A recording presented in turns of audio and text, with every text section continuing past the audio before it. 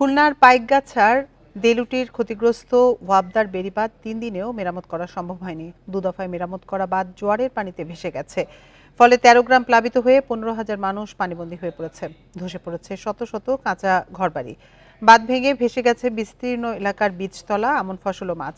আশ্রয় কেন্দ্রে উঠেছেন ক্ষতিগ্রস্ত মানুষ। গত বৃহস্পতিবার দুপুরে ভদ্রা নদীর প্রবল জোয়ারের পানিতে উপজেলার দেলুটি ইউনিয়নের ২২ নম্বর পোল্ডারের কালীনগর এলাকার পানি উন্নয়ন বোর্ডের ওয়াবদার বেড়িবাঁধ ভেঙে ৫টি গ্রাম প্লাবিত হয়। পরে সন্ধ্যায় এলাকাবাসী বাঁশে পাইলিং ও ভেকু দিয়ে ক্ষতিগ্রস্ত বাঁধ প্রাথমিকভাবে মেরামত করেন। তবে রাতের জোয়ারের পানিতে বাঁধটি ভেসে যায়। শুক্রবার সকালে উপজেলা প্রশাসন, পানি উন্নয়ন বোর্ড ও ইউনিয়ন পরিষদের তত্ত্বাবধানে এলাকার হাজার হাজার মানুষ আবার মেরামত করেন। সে বাঁধ আবারও দুপুরের জোয়ারের পানিতে ভেসে যায়।